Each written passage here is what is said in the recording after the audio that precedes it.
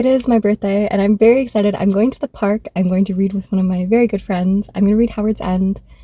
I watched the most recent Downton movie because me and my roommate have been trying to coordinate it for, the 2.5 years since we finished the first series. I have been listening to Hamilton in musical theater and it has been an amazing birthday so far. So I'm very, very happy.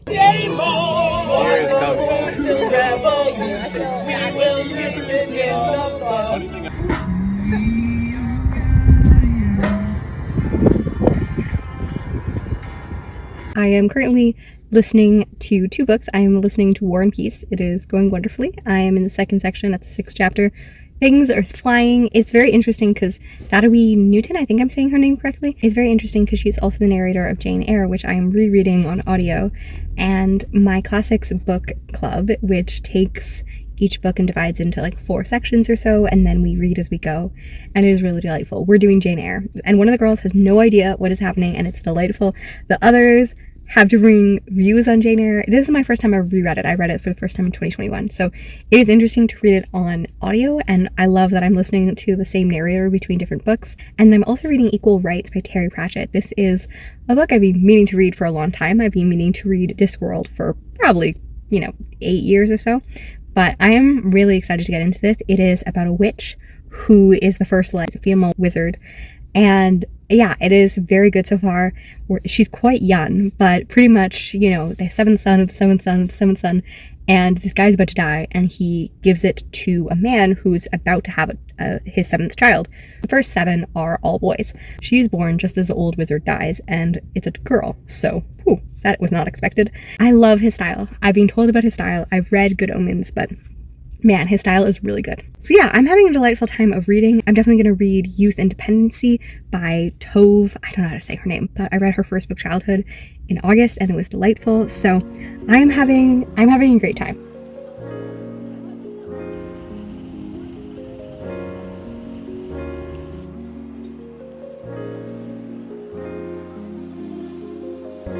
So recently I've gotten into Epic because my friends love Epic because of course we're all big nerds, and I finally began to read the Odyssey. And I specifically went out and read Emily Wilson's version because I've been wanting to read this version for a while, but it's not available. I had to go find, free credits on Audible to be able to get it, but immaculate.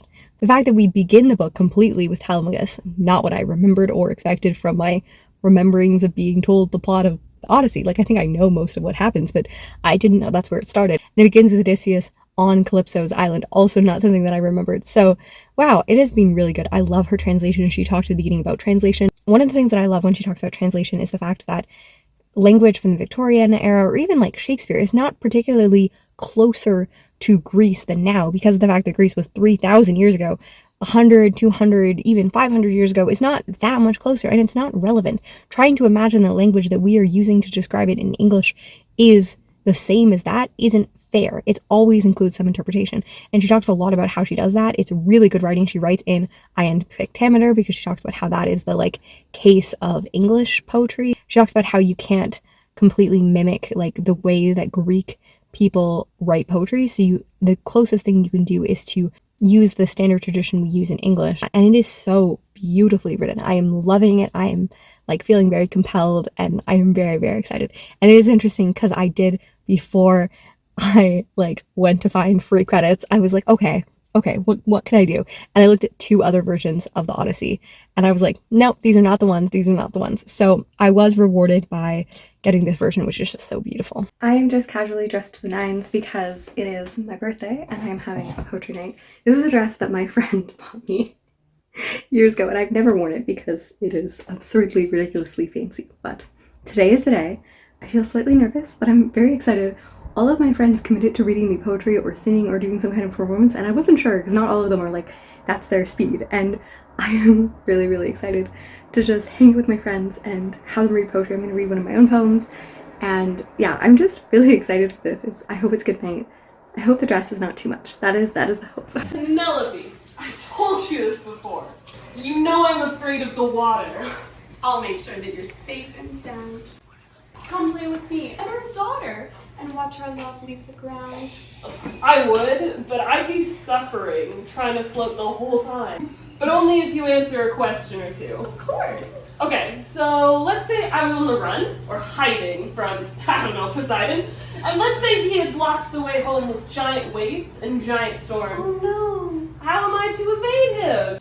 Whatever the event of this hour's conversation, my dearest, most beloved Emma, tell me at once. Say no if it is to be said. She could really say nothing. You are silent, he cried, with great animation. Absolutely silent.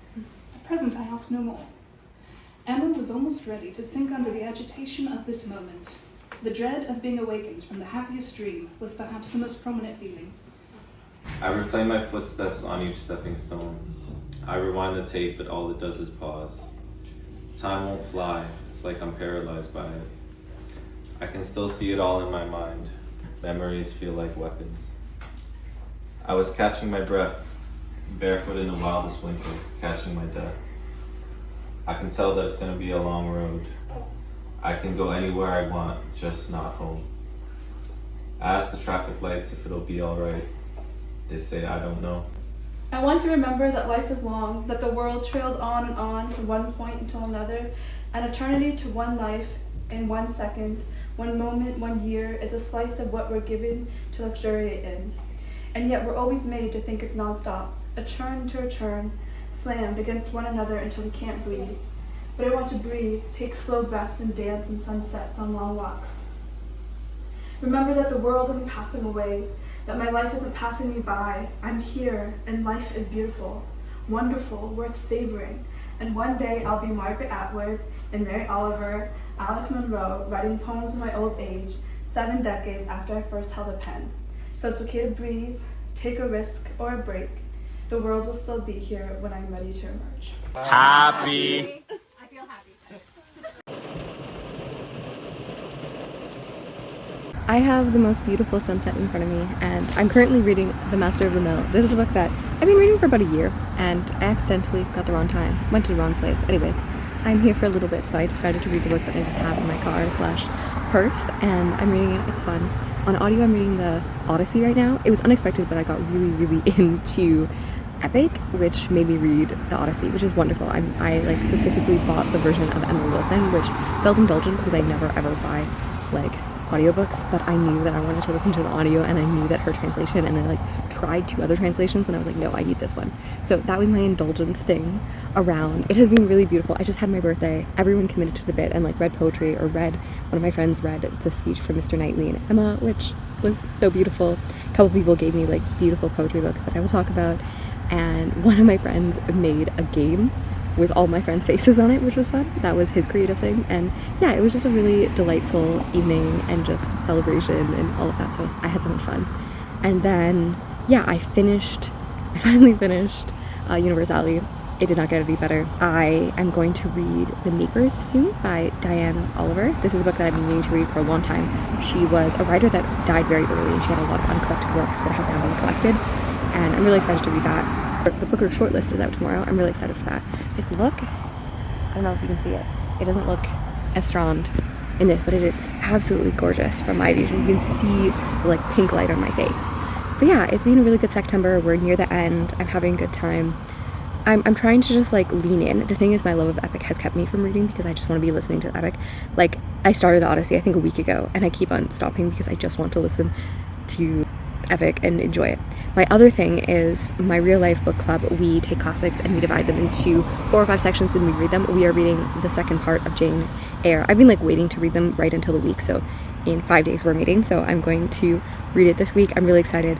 I had very complicated thoughts when I read it the first time, but we're going to read it again, and we are going to also read Wide Sargasso Sea after, which is a book that I've been reading the first page of, like the first like 5 pages of, for the last like 3 years or 4 years since I read Jane Eyre, and I've never finished. So I'm really excited to do that, and I think it's just going to be a really delightful experience, and one of the girls has no idea, so that's going to be really fun. And yeah, she meets Mr. Rochester, but we're not going to the point of the big twist, so that's very fun. I love fall. I'm worried about how cold it is, but this is a delightful, like, perfect 20-degree day. It rained and thunderstormed all day, and now we have a beautiful sunset, so I'm very happy.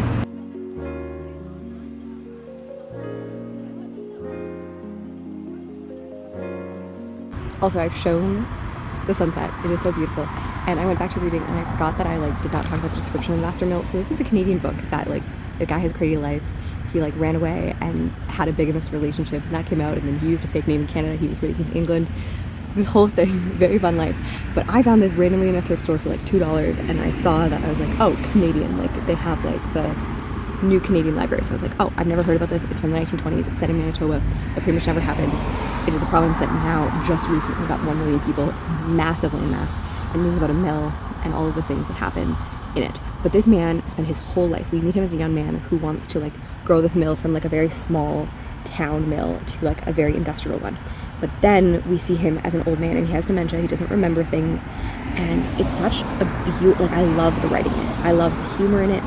We have his relationship with his daughter-in-law, which I love because both him and the son did not have happy marriages, but him and his daughter-in-law have like such a close relationship, and we see their grief and how like his daughter-in-law says it would be harder to lose him than his son, and you just don't really see those relationships very often, and I think those can be very, very deep and beautiful, and I love that relationship represented, and it's just very poetic in the way that it's talking about. And this man who's not remembering things and also caught between old order and new order and industrialization and Canada, and it just makes me so happy.